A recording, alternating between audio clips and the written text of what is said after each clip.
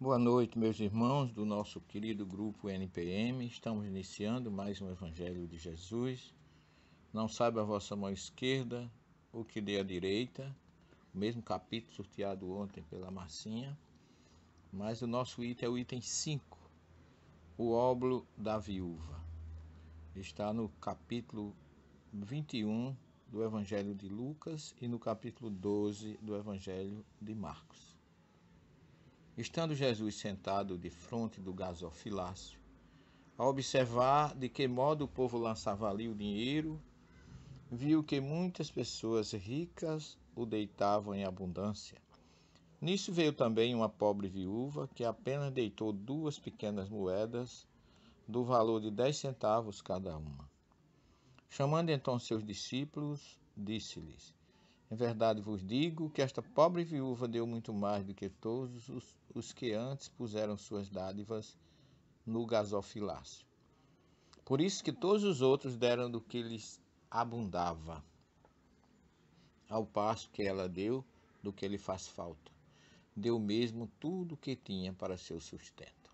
Jesus tinha um coração realmente muito grande. Essa observação de Jesus, este momento de ensinamento, tem suas raízes no judaísmo, onde a mulher sempre teve dificuldades, e as viúvas mais ainda, aquelas que não tinham filhos, aquelas que, além de não ter filhos, também não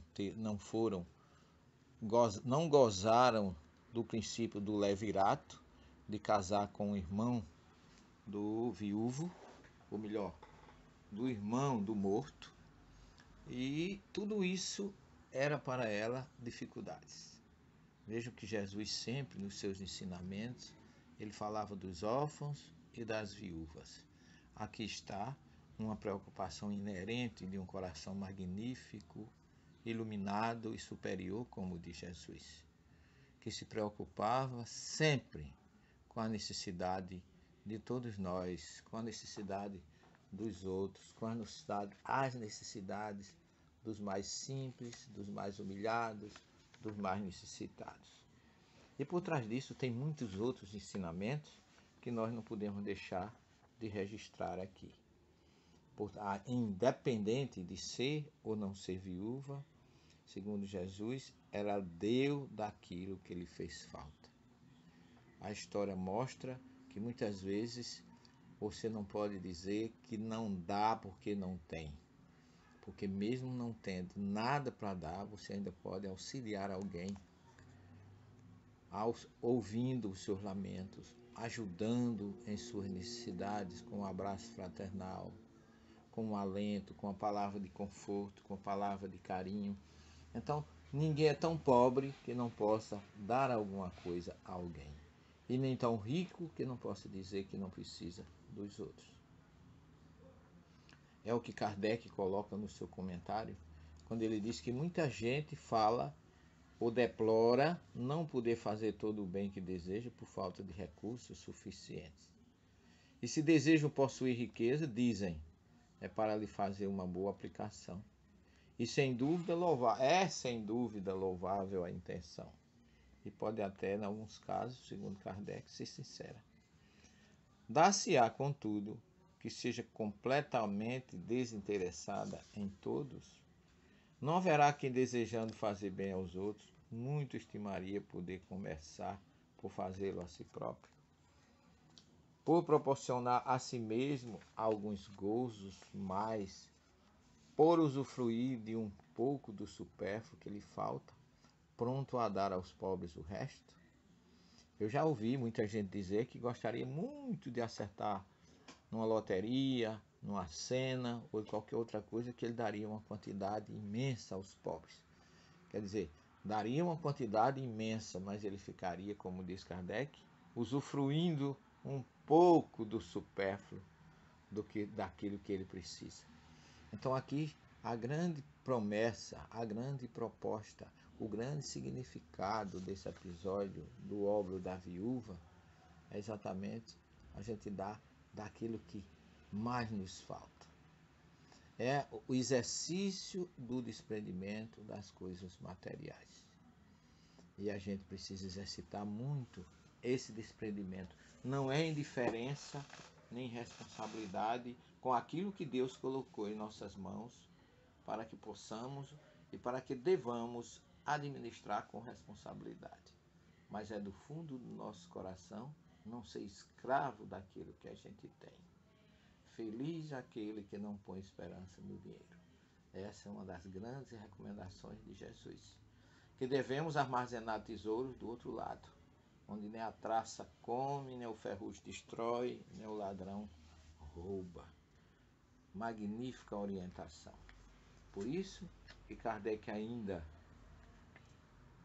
pontua para nós que o ponto sublimado da caridade nesse caso está em procurarmos no nosso trabalho, pelo emprego de nossas forças, de nossa inteligência, de nossos talentos, os recursos de que precisamos realizar, para aplicar, para praticar os nossos generosos propósitos. Aí, segundo ele, haveria nisso o sacrifício que mais agrada a Deus. Infelizmente, a grande maioria vive a sonhar com os meios de mais facilmente enriquecer de súbito e sem esforço, correndo atrás de quimeras, quais a descoberta de tesouros, de uma favorável ensancha aleatória, do recebimento de inesperadas heranças, etc., para que se fique bem abastado das coisas materiais, mas muitas vezes quão vazio estão os corações das coisas espirituais. É nisso que reside essa parábola de Jesus, esse ensinamento de hoje, essa narrativa de Lucas, e que realmente nós quase sempre damos aquilo que nos sobra. E muitas vezes, cá para nós, a gente até paga para que a gente se livre de algum pedinte, de alguém que nos incomoda. Uma esmola dessa natureza não serve absolutamente de nada.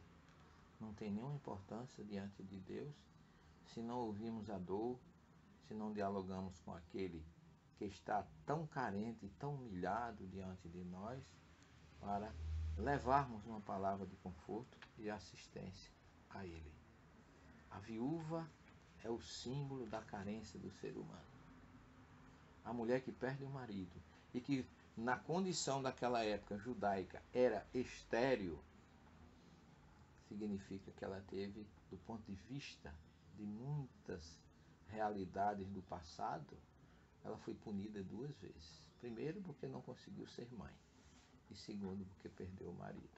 Não deu uma descendência ao marido e ainda ficou sem filhos, na pior situação que uma mulher pode ficar. Não se serviu do levirato, não teve nem condições de continuar a família, porque o levirato era aquela lei judaica que indicava na família a viúva, o irmão, que se ficasse, como a pergunta que os saduceus fazem a Jesus, se o irmão morre e ela casa com o outro, no mundo espiritual, quem vai ser o seu marido? Então, nesse caso, se ficou um irmão mais novo e ele quisesse, poderia se unir àquela mulher para continuar a tradição da família e dar-lhe uma herança, como era o desejo de todo homem que casa e de toda mulher. E se nós vermos e analisarmos o passado do judaísmo, as matriarcas eram muito infelizes porque não tinham filho. Isso aconteceu com Sara, isso aconteceu com Ana, e com seu esposo Elcana, que acabou sendo depois a mãe de Samuel. Todas as mulheres estéreis da Bíblia eram infelizes. Então, uma viúva que não perdeu o marido e ainda não tem filho, ela está sendo, segundo a tradição, duplamente castigada. E Jesus observava que aquela mulher era uma viúva que poderia ser, além de viúva, estéril, e além de estéril e viúva, não poder ter sido brindada ou protegida ou auxiliada pela lei do levirato. E ela, no entanto, apesar de tudo isso, de não ter nada, ela se dispôs a deixar no gasofilácio, que era uma caixa que ficava no templo, onde as pessoas iam levar a sua oferta em dinheiro para o templo de Israel, para o templo de Deus. Então, fica para nós a grande lição de que devemos ser desprendidos e devemos sempre estar dispostos a abrir mão daquilo que é material em favor do que é espiritual, que esse sim não passa e é realmente importante ao nosso espírito, à nossa mente e ao nosso coração.